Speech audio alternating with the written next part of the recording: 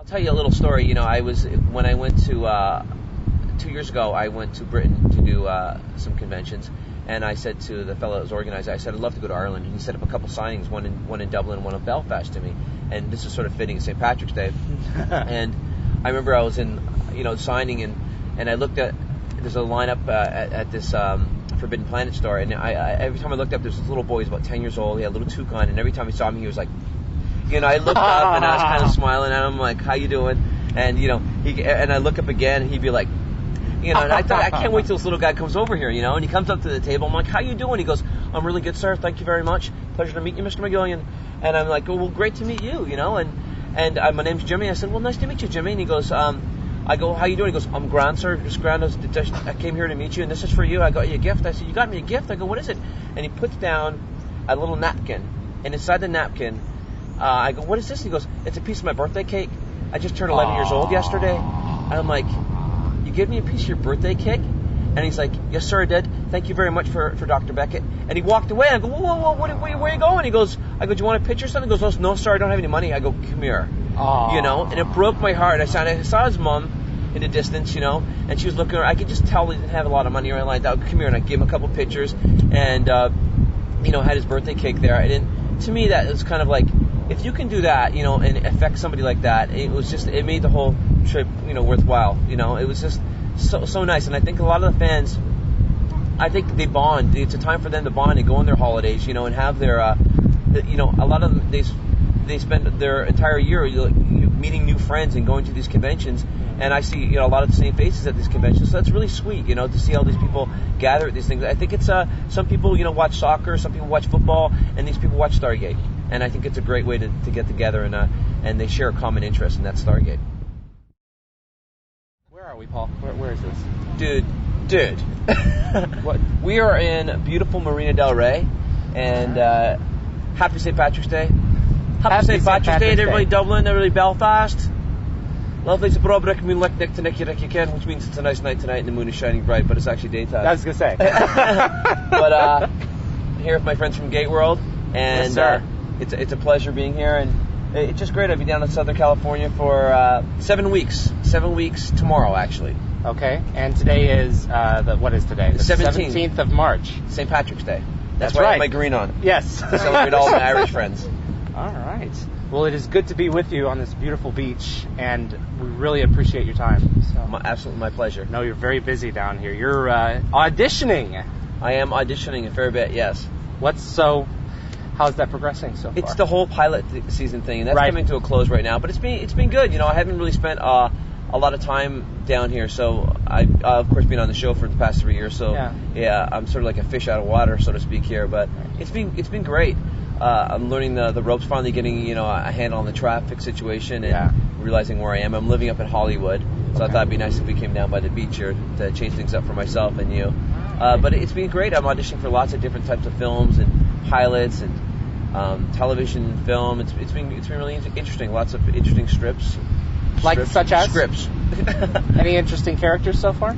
Yeah, that you've come across. I read for a really cool movie that Patrick Dempsey's in, which is a lot of fun. Read for that called Maid of Honor recently, which is a really nice read for that. And lots of different scripts have been great.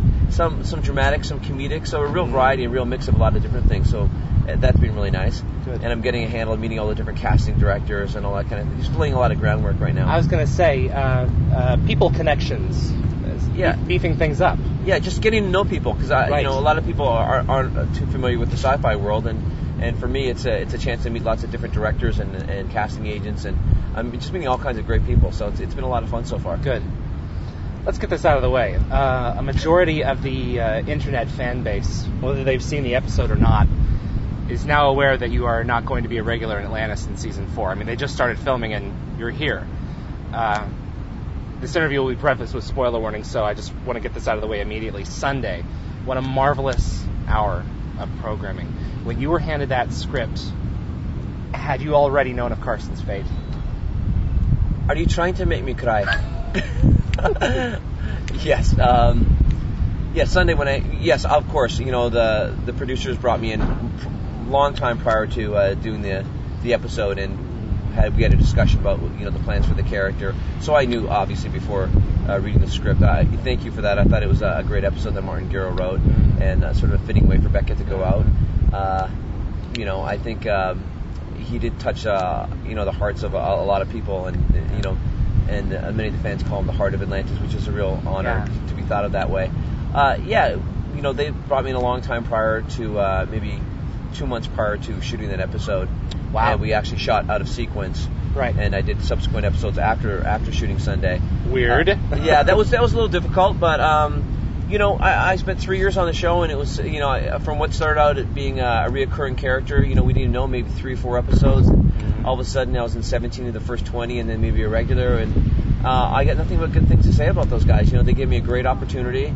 And I was the only one from Vancouver that was a regular cast member, and being able to play a Scottish character, I had just a blast. And that being said, I do miss, I went back to production a couple of weeks ago, and I do miss being part of that team, and such a great crew, especially, and I love those guys and gals, and the cast I'm super close with. I talk to them all the time, so it was a change for me not to be able to go back to work on the show, but that being said, I did the 3 years of it, and who knows what the future will hold. I'm pretty excited about doing different things. But back to that episode, Martin Gero wrote the episode, and that must be difficult for him because we've grown close over the years, and he's such a fine writer and a great guy. And I think a lot of people blame the writers for things like that, and I think he's just an information vessel in that, so to speak. It's not his fault that the character got written out. I think it was I think SG1 got canceled, and they wanted to shake things up, so to speak. That's what and they thought losing a beloved character might do that, and I think it has, and the response for me certainly has been really flattering. The SaveCarsonBeckett.com. Right, exactly. And, I can only say thanks so much to all those fans. I mean, it's really flattering. I'm getting gifts and cards, and it's really nice. And I know the powers that be have received lots of letters and petitions and things for the characters, so that's nothing but flattering for me. And next week there's going to be some kind of a peaceful protest outside of Bridge Studios. So I heard, yes. Yeah. Okay. So a pipe band apparently is playing, and those Scots, they wear the hearts on their sleeves, so that's really I don't know what to say about that. That's really I told my brother, he lives up in Vancouver, to go check it out because I want to see what happens. But it's really nice, and I think the good thing about a lot of the Carson Beckett fans, I think, like the character, they have a great sense of humor, and I think that they'll do it with a lot of class and not disrupt things at the production, which I know will be the case, and I think that all the fellas up at Stargate will get a kick out of it, and I think that's really a really sweet thing to do, and I'm really touched by it. Great. You said you saw Sunday. I did. Your last moment is particularly graphic. What was it like watching yourself be incinerated? Again, are you trying to make me cry? Watching that episode, I went back and did a commentary, like much after. I hadn't seen it, this was maybe 2 months ago or 3 months ago, and then I ran into Martin Gero, and he gave me a copy of it, so I just wanted to wait, and my brother and I, we watched it together, and it's a tough episode to watch, obviously what's going to happen, but I think they handled it very tastefully, and Will did a great job directing the episode, and just a lot of class all the way around, and the crew were so great around me. I felt it was really interesting shooting that episode because obviously, there's a bit of tension on the set because everybody knows that the character's dying, and I'm really close to them all. So I took a moment. I said, guys, we all know what's happening here. I'm good. I'm cool. So just be yourselves and relax. It's gonna be fine.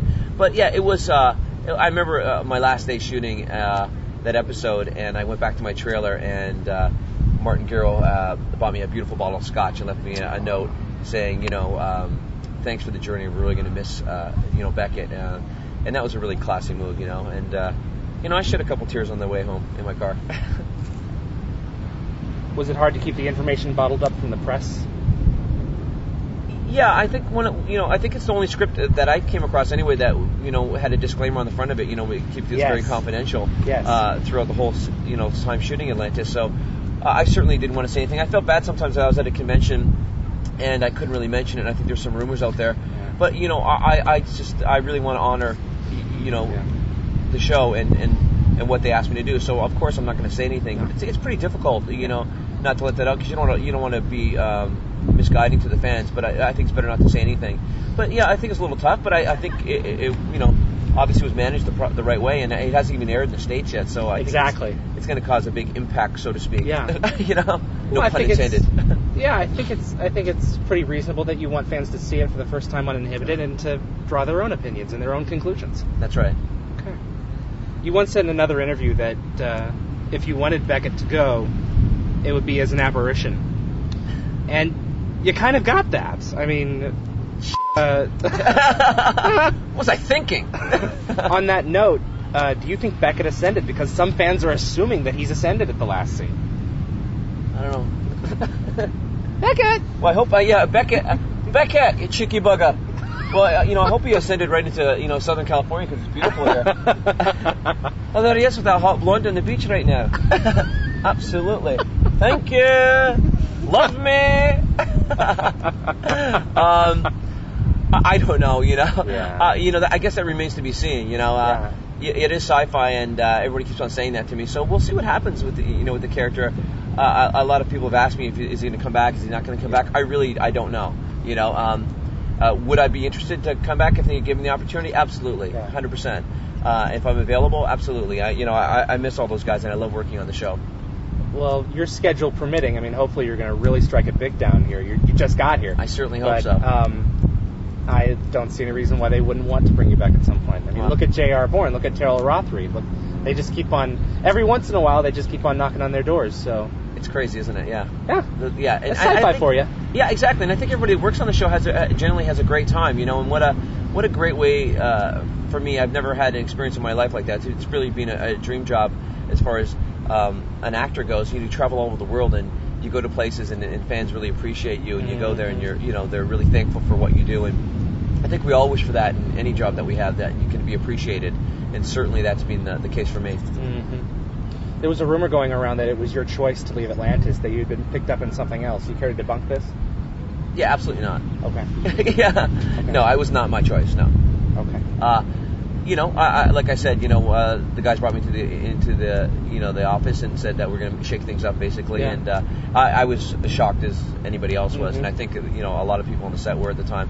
But, I'm a big boy, and that's the way I think the business works, and... like I said, I don't begrudge anybody what they're doing. I think you're making a television show, and I think, none of the major characters, I should say that because Rainbow, left us in the first season, but, I think they have to mix things up once in a while for television, and I think that's what they did, and they have their reasons. They're very smart guys. They've been doing Stargate for like 10 years prior to doing Atlantis, so they know what they're doing, and that's really, I guess, I just have to go with the flow and just be thankful that I had 3 years of doing a show, Well, I was talking with David Hewlett just before Christmas. Can't stand that guy. I'm sorry, yeah. It's a nightmare. And I miss him teasing me, actually. You really do? Oh, he's a taunter. Yeah. I do miss him, yeah.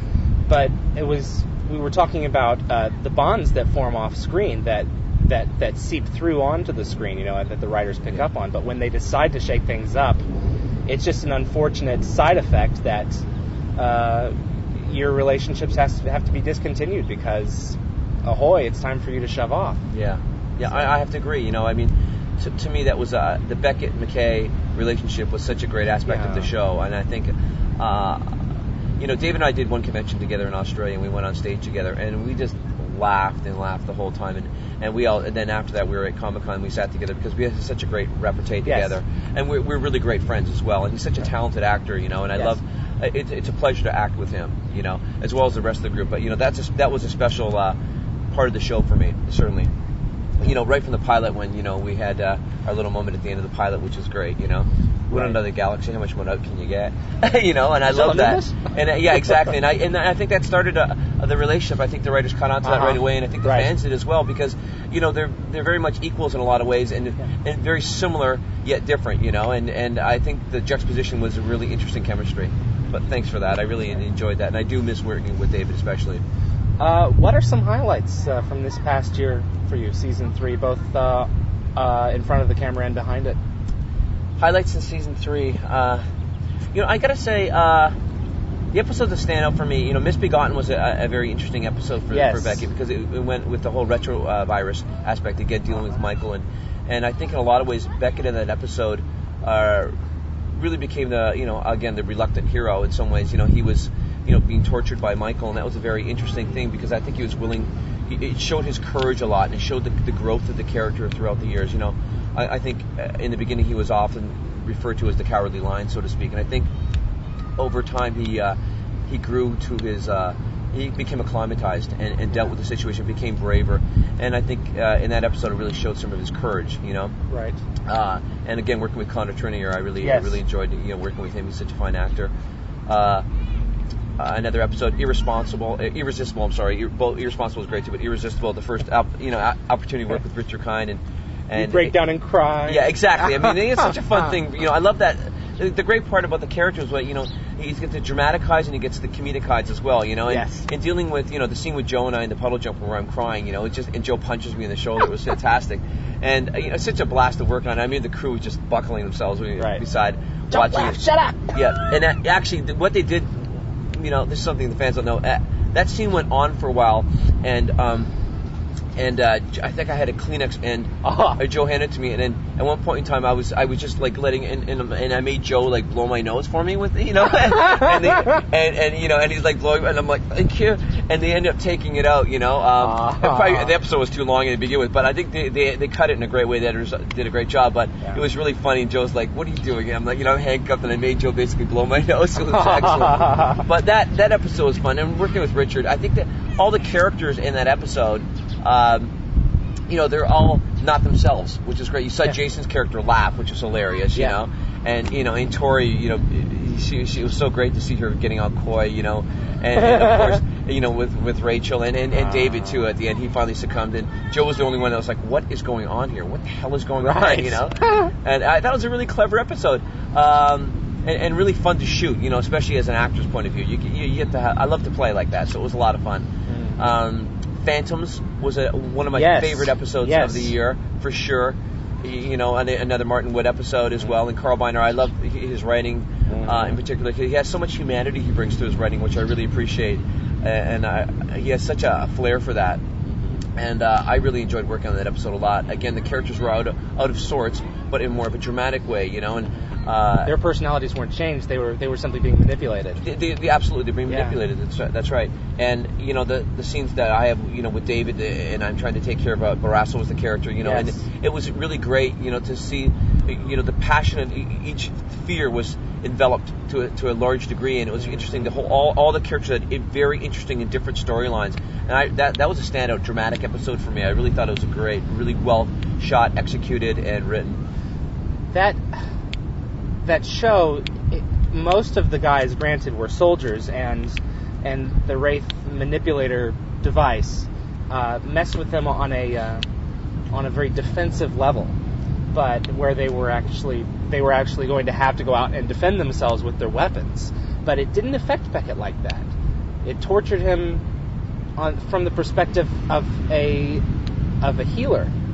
It affected him at an ethical level. Yes. And a moralistic level, and I think that's the thing about the character, I think it hits the heart of the character, and I think in a lot of ways that's why I liked it so much. It's the essence of that character. Mm-hmm. His primary concern is to save lives. Right. And you really saw it in that episode. And you saw him being tormented because he couldn't do something. And again, I think worst fears. His worst fears, the humanity of the character was just drawn out so much in that episode, because that's what he's all about. I think he wears his heart on his sleeve, and that's the kind of guy he is, and that's why I love playing the character so much. He's got so much compassion.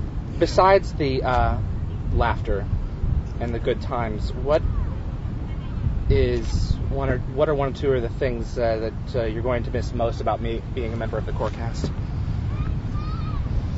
It's the friendship, the friendship aspect, seeing my friends every day, because we really became really close friends, and I'll miss that. Like I said, everyone was going back to work, I think 3 weeks ago, and I felt really there's a sadness there, of course, because you've been doing that for the past 3 years, and all of a sudden you're not going back to be part of that, and the camaraderie that we had together. I became close with everybody on the cast, and Jason coming in the second season, we've become great friends, and Joe, and David, of course. and you know, Rachel and Tori, you know, everybody, and the crew, you know, I can't say enough about that crew. They work so hard, and they do such a great job, you know, and I can't say enough about them. They're such a class act, and so supportive, and so fantastic at what they do. And you know, the great thing about them is they're part of the crew too. You know, the cast, they're part of our cast as well. You know, yeah. And I miss that. And the food is delicious. I know. But what about like egos on set? Because I've heard like Amanda Tapping say, like, you know, people aren't flaunting like, oh, who's your agent? You know, it's more like, how are your kids? Yeah, you know? there's no ego on set. You know, no, I don't think anybody would. You know, with the group that we have, no one would allow that to happen. And anyway, you know, it's, you know, if you see somebody come in, sometimes you'll get a guest star or somebody comes in and has a little bit of attitude. It doesn't really last long. Right, it comes straight from the top. Yeah. Yeah, no, it's just everyone. I think. You know, you got to treat people with respect. Yeah. You know, when anybody comes on the set, especially being from Vancouver myself, we had a lot of people coming on to play that were from Vancouver, and I always make sure that I'm the first person to go up and say hi to them, because I think it's conducive to a good performance if you make people feel comfortable, and I think that's in any job. You know, I think just be a nice person. You try to and be, you know, and such a great job for an actor to have to be able to come and work on that set. You know, it's so much fun. You look, you're going to the Pegasus Galaxy to play for a day or two, you know. It's just great. You dress up, you know. And then you're back for dinner. Exactly. You're playing, you know, cops and robbers in space. You know, It's fantastic. It's such a fun job. God, I miss it. No. No, really, do you... I do miss it, yeah. In all honesty, do you have any disappointments about leaving this series at this point in its development? Sure. I'll be really honest with you. I was very disappointed. You know, I was very disappointed with not being able to continue on the show. I loved the show, and it was shocking to me, disappointing. But like I said before, you know, it's part of a process. I think the whole acting game, you know, and I've been doing it for quite a while, and it's something where, of course, you're disappointed when you work on a show, you're enjoying yourself, and you feel like you're doing a good job, and you're ripped from it. Yeah, and you're taken away from doing that, but. Everything happens for a reason, I think, you know, and I don't want to sound cliche, but that's just the way it is, you know, and maybe now's another chapter in my life and my career as an actor, but it's something I'll certainly never, ever forget, and I always will cherish. You have, not only have you been called the heart of Atlantis, but you've also been called the Cowardly Lion of Atlantis. You shared a story with me this afternoon that I have not heard in fandom before. Some of them may know about it, but I don't know. About how close to the ball they actually were about that. Yeah. One of the first things I did years ago in Toronto is, I think they had the 50th anniversary of The Wizard of Oz, and my agent at the time called up and said, listen, we got a gig for you. You know, it pays like $100 a day. It's 4 days over a long weekend, and you know, you're going to be one of the cast members of The Wizard of Oz, you know, and you basically have to dress up in the costume and go around to this trade show and just say hi to everybody, right? Yeah. And I'm like, great, perfect. You know, so... you know, Dorothy's there, and I didn't even know who I was playing, you know, and I get there, and I'm the lion. I'm like, oh, fantastic, I'm the lion, you know, how much fun is that going to be? And I think they're the original suits and everything. I'm like, well, this is amazing. Yeah. So, I had my pants and t-shirt on, I get inside the suit, and we're up in a hotel room, and we're getting changed, and there's the Tin Man, everybody's, you know, having a great time. They're all, and they look amazing, the costumes are great. Right, you feel like $1 million a day. I'm like, geez, I'll put that on, I'm the lion, you know, and this is fun, right? So I put the costume on, and we take the elevator, we go down, and as we're getting in the elevator, I start sweating, you know, profusely. I'm like, it's really hot in here, there's no ventilation whatsoever. And then, you know, after about, you know, 10 minutes inside the crowd, little kids coming up to me and stuff, I am pouring sweat. You know, to a point in time, after maybe 20 minutes where I have to tap the lady that's walking us around, I'm like, I have to go upstairs, I'm going to faint. You know, so she got me back upstairs. I take off, I am drenched, you know, just drenched in sweat. And then, so I had to go back down, I can't even, maybe 5, 7, 10 more times that day. And by the end of it, by the last day, basically all I had was my underwear underneath the thing, and I'm just like, I can only do 20 minutes at a time going back there. But I tell you, I was pretty svelte after that weekend. You know, I probably dropped about 15 pounds. But that was my experience as the Cowardly Lion. That was the first part. So it's kind of fitting, I think, for Beckett. Go and send a few roses to Burt Lawl's grave. Yeah, exactly. You did good, fella. I don't know how you did it, but... Thanks for that. All right. We swapped sweat. As posted on GateWorld, I recently reviewed A Dog's Breakfast. Oh, yeah? And I have to say, Paul, nice legs. Thank you. Yes. Was it refreshing to do I got a whistle. Thank you. What was that? Was it refreshing to do an all-out physical comedy? Oh. I mean, not ridiculously so, but just enough to keep you laughing. Oh yeah, it was just a blast, and again I've said this, so proud of David and Jane and John Lennox, for pulling this thing together, and for David, I mean, he's in almost every scene. I think he was only in maybe not in 2 or 3 scenes, and directing it and wrote it, and one of the producers, and it was an amazing accomplishment. And for me to be able to play 3 different characters on a show, I mean, it was a lot of fun, and we had a blast doing it, and. Kudos to those guys. MGM, picked them up for worldwide rights for the film, and it's a great film. I really enjoyed it. Testament to their work. Yeah, I think it did just a great job, with the film overall. And for a first feature, it was just an amazing accomplishment. And I think the film actually has a lot of legs. So maybe a spin-off series coming out of it for those guys. So. I mean, how exciting! Yeah, and we did that, in our off season from doing, Atlantis. So it's great to play different characters. I mean, I love playing Beckett, but what a fun opportunity for me. I mean, the Colt character is so much fun. Oh, Ryan was great. I had the highlights on my hair and everything, and right. It was a lot of fun. And Detective Morris is great. And we didn't know the voice of her. Kind of. I'm really making an ugly woman though. I gotta admit. And not any worse than Robin Williams. I was playing around. Yeah, thank you. I play around with the New Yorkie sort of raspy voice, and I said to David, I just came up with. I said, excuse me, why not a little homage to Beckett? We'll make her Scottish as well, like an older Scottish character, and we all agreed that would be really funny. Chris Judge is in the movie as well, and Rachel, and I think it's a little kiss to the fans, so to speak. It was a lot of fun playing that character, and. The Chris who did the makeup on it just did a fantastic job of making me look like a hideous woman. But it was just a lot of fun to do, and I'm really proud of those guys for doing it. Was it appalling to see David Hewlett naked? Yes. Okay. Yeah. We're just getting that out there. Yeah, and he really, we're laughing because there's a scene. It was freezing out and pouring rain, the worst weather, and David's lying naked in the mud. I am standing above him in drag. In a pair of heels, looking at his ass, and I look at him.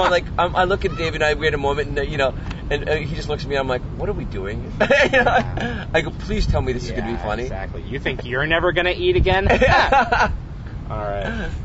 What's David Hewlett, the director, like compared to David Hewlett, the actor? Are they one and the same, or are they different men? Oh, I think they're obviously different. I mean, he has to put on different hats for that, But David's, as funny as David is, he takes his business very seriously. He's always prepared, always brings his A game, always on time. He knows what he's doing, and he's very set savvy, and he's the same as a director. He really worked hard. He had storyboarded everything. He knew what he wanted. He really knew what he wanted. I think that makes for a great director, And he really had a vision, and I think. To handle film like that and work with friends, sometimes it gets a little tight in situations. You have to have a strong vision, and David certainly had that. As an actor as well. I mean, that's what's so great about working with David, because you're not going to have to worry, but you have to be on your game to work with David because he knows what he's doing. You have to, and I love that. I love to work with somebody who's on their game as well. It's a lot of fun that way. As a director, I think he's really well prepared. I think at times, it's a lot to take on to do a film. I don't know if David, we talked before, he said, I don't know if I'd do that. If I was going to act in it, maybe give himself a smaller role next time, because it's a lot. It's very stressful, especially, short shooting schedule. You're just dealing with so much, and for that matter, he did such a great job doing it. But I think it's a lot to take on. And that being said, he did such a great job with all of those things, all those different hats he had to wear. Have you seen the completed film? Absolutely, yeah. Are you proud of it? I am really proud of it. I loved it. Good. It's a great laugh. I saw it in Vancouver. We had a cast and crew screening for it. Aww. Yeah, and it was really nice. And I think everybody was really, just it looks great too. And I love the score. Yeah, it's kind of a quirky kind of Emily sort of score. I love that score. Mischievous. Yes, it's got that it's a dark comedy, and it doesn't take itself too seriously. And Mars is the star of the show, the Wonder Dog. Mars is a good boy. He really I love is. that dog. Sanctuary. You have appeared in, I believe, the pilot of Sanctuary? Yes. As a character named Wexford. Wexford, yes. Tell us about this guy.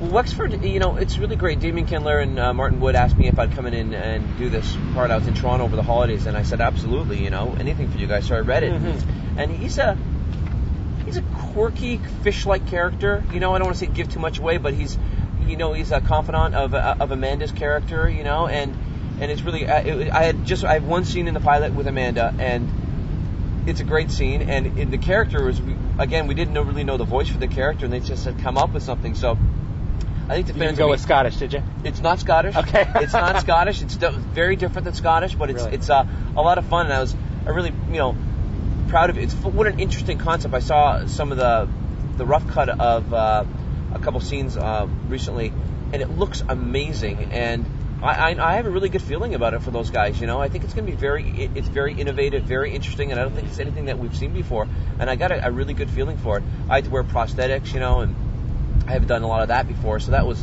really something different, and I'm kind of a crazy eccentric character. That's he really is, and and I think it's going to reoccur. Yes, Damien said he wants you back. Yeah, really? Yeah. Oh, that's yes. Cool. Really? He said that? Yes, he did. He absolutely did. That's great. I think it's going to be something the fans should really look out for. I think they're really going to love it, and certainly the sci-fi fans are just going to jump on this thing. And from what I saw, it looks really, really exciting. I'm very excited for those guys.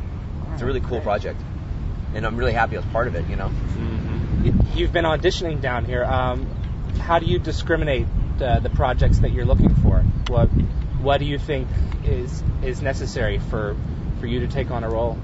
Well, like good writing, or I really, for me, I really like good. If something's written well, it doesn't matter if it's comedy or drama. I just want to be part of it. Yeah. And to read for something that has great writing, if it's a small role, I'm fine with that. If it's a little gem, I also think within a great project you can find these little gems, Mm-hmm. and that's what I think. As an actor, I just want to really act and do something interesting. And if it strikes a tone with me where it's interesting and it's funny or dramatic and it's something that I really would like to do, I'll go in and read for it. I have no problem with doing that. There's a lot of stuff out there that I've read which isn't I'm surprised it's being produced, but so sometimes you take passes on things if it isn't really up your alley, and I don't want to waste anybody's time, and certainly not myself or the agent or people. So some things are better than others, and some things are a better fit for you. Every actor can't play every role, so right. That's I look for good writing and interesting projects, and working with some great directors if I can. You have a degree in teaching. Yes, I do.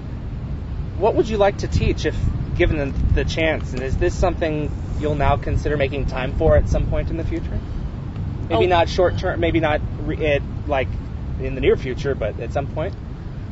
Well, I have taught before. I taught at the Vancouver Film School. I taught acting. Uh-huh. If I was going to teach, it'd definitely be acting. Right. And there's no plans for me to teach right now. I do coach people on auditions quite often, which I enjoy doing. But I did an education degree. It's something I always wanted to do.